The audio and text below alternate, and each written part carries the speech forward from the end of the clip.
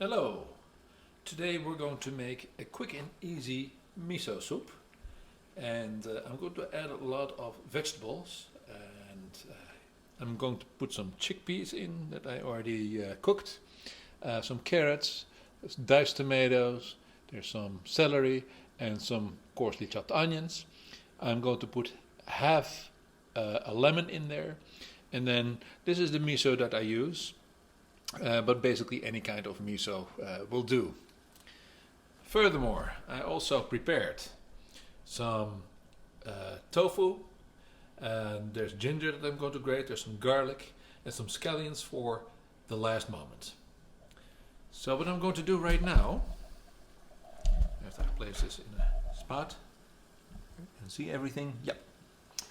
I'm going to add a good tablespoon of miso. Doesn't have to be too much, but about this. And that I'm going to simply put in a liter of water. And that's going to take a moment for it to dissolve. It may not be salty enough, but that is fine, because we're going to flavor it later with either a little bit of mushroom bouillon, or you can use any kind of vegetable bouillon, or for those of you who like chicken and that kind of stuff, you can even do it with fish bouillon. And at this point it's very simple. I'm going to add all the ingredients without burning myself and splattering too much. Let it come to a boil. And then all you have to do is let it boil for about 15 minutes maybe. And then we're going to add our last flavoring, and that's it. So I have added all my ingredients. The very last thing that I'm going to put in here before I put the lid on and let it boil is I'm going to grate some ginger. And have a nice, one of those nice Japanese ceramic ginger graters. Can be a little bit more than that. Goes fast. It seems to stick, but it doesn't really. So the grated ginger I'm simply going to scrape off, put it in the pan, and then get some water. And you'll see the rest comes right off. That's a full pan. Last but not least, add the lemon. I'm using one of those Mexican lemon squeezers. You see, globalism is good. We need to share all our tips and tricks. That's what true diversity stands for. That's how we survive as a humanity. Anyway, there's neither here nor there. I'm going to put this lid on, let it come to a boil, and once it comes to a boil, turn it to low, set the timer for about 15 minutes, and at that point we will let it cool off for about 5 minutes and add the scallions and flavor the bouillon a little bit more. Maybe it needs a little more salt, maybe you want to put some spice in, that's all up to you. But other than that, with the miso, just by itself, it's fine. So the soup is done.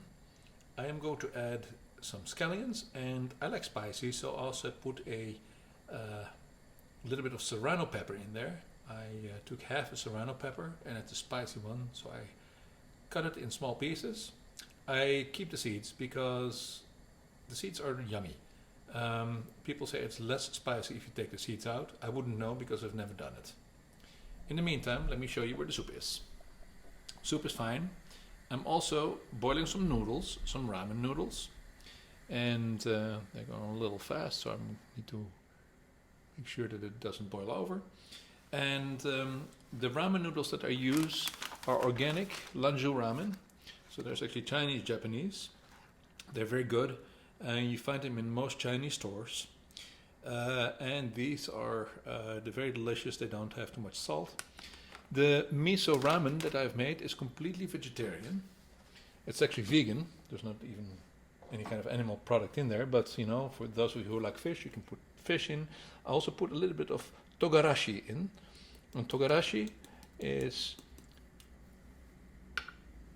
spicy, very spicy actually, but it's gives it a nice Japanese flavor. And let me add the scallions at this point. I've basically taken it off the fire right now. So I'm just going to let this sit for 5 minutes while the noodles get done, and then I'm going to put it in a bowl. The soup is cooked. The noodles are done. I put the noodles in my bowl in the bottom, and I'm just going to ladle first some nice veggies, the thick stuff from the bottom. So that's a nice amount of veggies. By the way, I know some people like to add fish or chicken or those kinds of things. It's really not necessary, because while vegan, with the chickpeas and the tofu, it's pretty much all the protein you need. So it's ready, and as I said before, you know, you can basically add anything you want to this. I like lots of vegetables, and as you can see, I also chopped some fresh parsley. I still had some in the house, so if you have some dried or fresh parsley, you like some greens on top of it, that makes it even more festive looking and delicious to eat. Bon appetit!